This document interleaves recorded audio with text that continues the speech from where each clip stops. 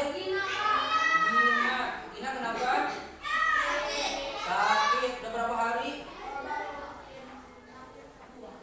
Udah 2 hari. Iya. Siapa lagi yang hadir? Riko. Riko kenapa? Sakit. Oh ya, mungkin karena faktor cuaca ya saat ini. Semoga teman-teman kalian, teman-teman kita semua yang sakit, kita doakan semoga lekas sembuh. Amin. Baik, anak-anakku sekalian, untuk pembelajaran kali ini yaitu mengenai pembelajaran berbasis berpikir konvensional. Tapi sebelum pembelajaran dimulai, marilah kita untuk berdoa. Silakan pada KN-nya untuk berdoa terlebih dahulu. Silakan.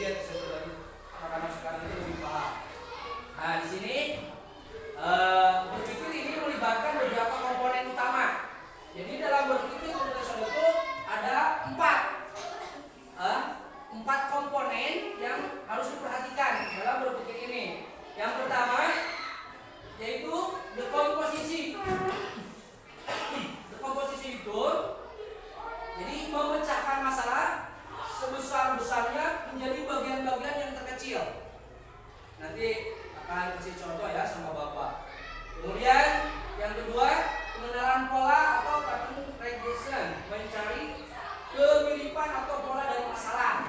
Jadi bisa saja permasalahan itu, misalkan ambil contoh, masalahnya seperti ini. Jadi ambil cara yang mirip dengan permasalahan tersebut, jadi bisa diselesaikan. Yang ketiga, abstraksi. Itu fokus pada hal-hal penting dan mengabaikan yang tidak relevan. Jadi kamu menyelesaikan masalah apa yang penting dulu, yang penting itu kerjakan dulu yang pentingnya, yang relevansinya itu yang lebih relevan. Kemudian dengan cara algoritma, menyusun langkah-langkah sistematis untuk menyelesaikan masalah. Algoritma itu semacam gaya matematik lah sebenarnya. Jadi sistemnya bisa misalkan bilangan diloncarkan di sistem matematik gitu ya. Nah, kenapa demikian? Ini contoh berpikir. Di sini ada contohnya mengenai berpikir komputasional. Misalkan di sini ada contoh, misalkan memasak. Ya, kalian kalau memasak untuk dekomposisinya gimana? Misalkan memecahkan proses memasak menjadi langkah-langkah kecil. Seperti kalau memasak misalkan Anda menyiapkan apa? Bahan, potong sayuran, atau menumis, merebus dan menyajikan. Ini untuk dekomposisi. Bisa saja misalkan Anda mau bikin apa? Mau bikin es krim. Ya, apa yang harus disiapkan bikin es krim? Atau bikin cincau, atau bikin misalkan kopi. Ya. Ini siapkan. Kemudian untuk mengenal pola. Mengenai pola dalam resep seperti ini takaran. Jadi pola itu takar. Misalkan kalau mau bikin kopi, takaran gulanya seperti apa? Berapa sendok? Takaran kopinya berapa sendok? Lalu airnya berapa gelas untuk 1 sendok? Ini untuk takaran pola. Kemudian ada abstraksi. Ini memahami prinsip dasar memasak ya, seperti teknik tadi ya. Kalau tadi mau memasak bisa untuk menggoreng, merebus atau memanggang tanpa terpaku pada resep tertentu. Jadi ambil jalan-jalan pintas, yang penting kita masakannya bisa tersaji atau bisa terlaksana ya. Untuk yang keempat itu algoritma ya, contoh berpikir algoritma mengikuti langkah-langkah dalam resep secara sistematis untuk menghasilkan yang dimasak pokoknya hasilnya enak. Itu diantara contoh-contoh berpikir komputasional. Jadi berpikir sistematis, jadi atau praktis lah intinya berpikirnya kita dalam memecahkan suatu masalah. Nah ini tujuannya. Tujuan kalian mempelajari ini berpikir komputasional yang utama berarti kalian itu bisa menjelaskan konsep dasar. Jadi konsep dasar berpikir itu gimana sih? Ya seperti tadi. Jadi kita bisa berpikir, bisa menyelesaikan masalah dengan praktis dan logis, gitu ya. Kemudian bisa mengidentifikasi itu kita bisa mencari cara, ya, mencari cara gimana untuk permasalahan itu bisa menjadi yang sederhana, ya, yang dapat diselesaikan dengan berpikir praktis tadi, ya. Kemudian tujuan selanjutnya bisa menerapkan strategi pembelajaran, ya, bina pola algoritma dan dalam pola misalkan dalam matematik bisa saja. Sebenarnya dalam penyelesaian masalah ini dalam masalah hari-hari kita sangat banyak, sangat kompleks. Contoh misalkan di sekolah, misalkan kita ada pemilihan sampah organik dan anorganik, sampah yang bisa didaur ulang dan sampah yang tidak bisa didaur ulang. Seperti misalkan sampah basah, sampah kering. Nanti Anda bisa berpikir, misalkan kotak ini maksudnya untuk sampah yang bisa didaur ulang. Nah itu seperti itu ya. Oke. Sampai di sana dulu. Bapak menyampaikan mengenai cara berpikir komputasional ya, cara berpikir logis dan praktis. Oke. Sekarang di dalam buku di sana ada contoh ya cara menyelesaikan masalah ya. kalau udah mengerti, Bapak akan kasih LKPD. Ya, kasih LKPD. Anda bisa menyusun sebuah pemecahan masalah. Jadi gimana cara, misalkan tadi mengambil cara berkomposisi atau pola algoritma, ya, atau misalkan abstrak, silakan masing-masing kelompok nanti bisa berdiskusi dengan temannya ya. Jadi yang mana kalian yang akan dibuat nanti silakan dipraktekkan di depan dengan teman-temannya, boleh menghasilkan dari hasil diskusi kalian mengenai cara untuk menyelesaikan masalah. Silakan nama kelompoknya silakan ditulis. Ayo, yang belum misalkan kurang jelas boleh bertanya lagi ya sama Bapak. Silakan.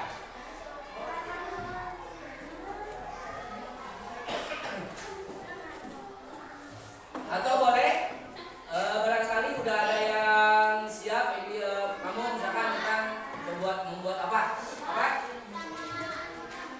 Ya, tuliskan anggotanya di sana. Terus kalian kelompok ini akan membuat pemecahan masalah yang barusan saya terangkan, cara berpikir yang praktis. Untuk contoh apa? Misalnya kelompok ini coba mau bikin apa? Oh, membuat secangkir kopi. Oke, silakan. Gimana caranya kalian membuat secangkir kopi itu, gimana prosesnya? Itunya kalau dengan posisinya seperti apa? Ya. Kalau kelompok ini mau buat apa? Mau nyajikan teh manis. Oke, boleh. Berarti kalian mau menyajikan sebuah teh manis. Berarti komposisinya gimana? Apa saja yang akan disiapkan berarti untuk membuat teh manis dan disajikan. Kalau kelompok ini apa? Yang apa? Membuat surat undangan ulang tahun. Boleh, misalkan apa saja. Kalau seandainya kita mau mengadakan acara ulang tahun, berarti apa saja yang harus ada. Oke, Bapak kasih waktu silakan 5 menit aja lah, bisa. Ya, 5 menit untuk berdiskusi. Kemudian nanti 5 menit kalian untuk menyampaikan, ya, untuk presentasi, menyampaikan hasil diskusi kalian, ya, nanti di sini di depan. Boleh, yang udah selesai bisa menyampaikan, nanti perwakilannya ke depan. Misalkan, oh ini kelompok 1 ya. Ini kelompok 1, kelompok 2, kelompok 3. Jadi nanti perwakilannya untuk presentasi menyampaikan hasil daripada pemecahan masalah mengenai berpikir secara berpikir logis atau praktis ya. Oke. Silakan ya. 5 menitnya kalau udah ada yang siap untuk mempersiapkan presentasi ke depan dari hasil. Boleh briefing bareng-bareng dengan mereka ya.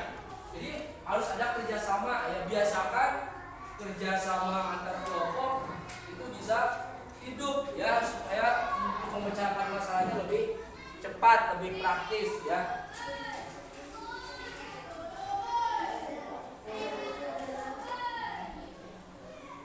Ada yang udah beres? Silakan kelompok siapa dulu yang akan ke depan untuk mempresentasikan hasil kerja kelompoknya, boleh.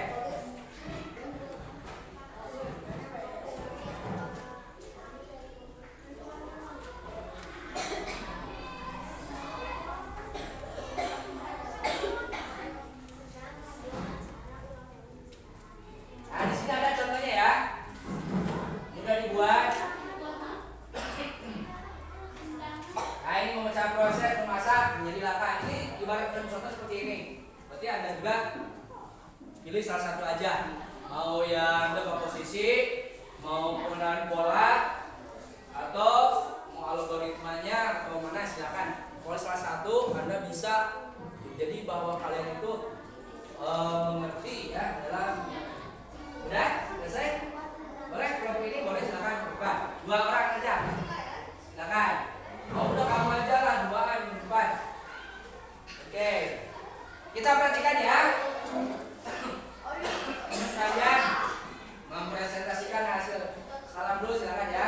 Oke.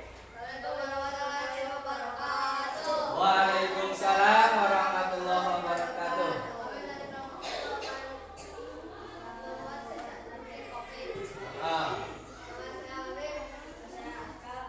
Dan teman lainnya siapa saja di dalam kelompok? Silakan. Apa yang barusan hasil diskusi untuk memecahkan masalah, berpikir praktis, rasional, dan logis apa?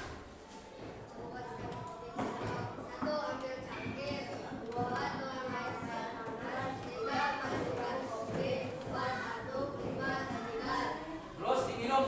Mantap kopinya. Oke. Iya, terus kasih tepuk tangan untuk semangat buat kelompok kartu yang sudah mempresentasikan hasil kerjanya. Boleh? Mau kelompok 2 dulu? Mau kelompok 3? Udah selesai? Mana hasilnya? Dikumpulin ya. Ya, kumpulin hasil kerjanya. Bagus. Nah, ini dari kelompok 1 ya. Ini cara penyelesaian masalah yaitu mengenai dekomposisi berarti ya. Posisi.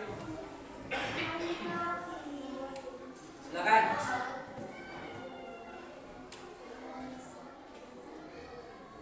Ayo, kelompok berapa yang siap? Masih.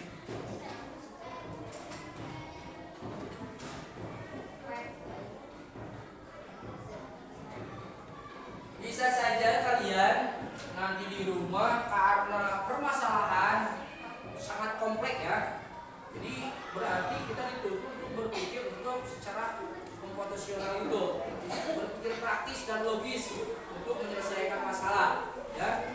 Bukan hanya membuat makanan, bahkan misalkan kita untuk mengurusi sampah atau misalkan bisa saja untuk menjaga keamanan juga kan itu perlu proses. Silakan udah? Boleh silakan. Kelompok 3. Oke, silakan depan.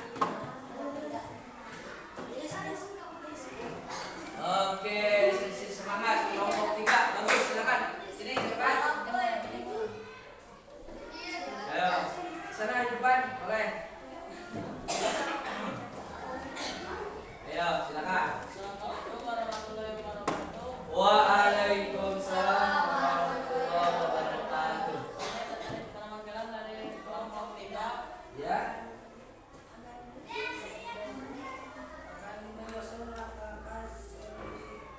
Ingin cari atau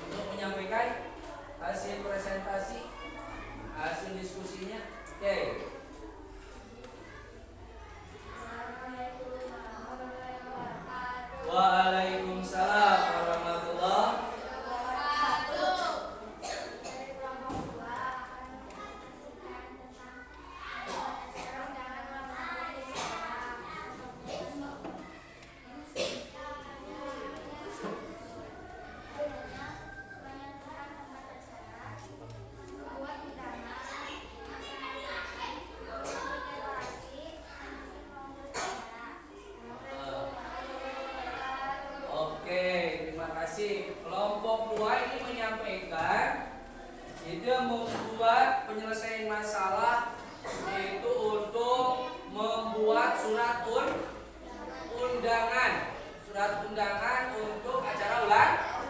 Ini contoh. Padahal kan berarti banyak. Seandainya kalian di rumah punya acara syukuran lain, bisa saja. Jadi harus ada terperinci ya, biar acaranya itu tersusun rapi dan tidak melebihi anggaran, bahkan kekurangan anggaran. Kalau udah tersusun ya kita akan tepat sasaran. Itulah berpikir secara profesional ya. Ini jadi tadi kesimpulannya, semoga dengan pembelajaran kali ini kalian bisa mengambil manfaat ya, bahkan kita harus senantiasa merealisasikan. Apa merealisasikan? Mengamalkan. Jadi mengamalkan di dalam kehidupan kita, karena selaku manusia perlu berpikir logis dan praktis untuk menyelesaikan masalah. Karena yang namanya masalah kalau tidak dibereskan ini akan bertumpuk bermacam-macam masalah. Oleh karena itu perlulah kita ya dalam kehidupan sehari-hari ini untuk menyelesaikan masalah itu membiasakan berpikir logis dan praktis tanpa kita mencari solusi yang usahakan sulit. Ambil yang gampangnya saja dulu. Oke, mungkin dalam pembahasan kali ini cukupan sekian. Mudah-mudahan ada bermanfaat. Kita sebelum berakhir, coba biar kalian semangat dulu. Coba bangun ya. Mana semangatmu? Ini semangatku. Tepuk semangat.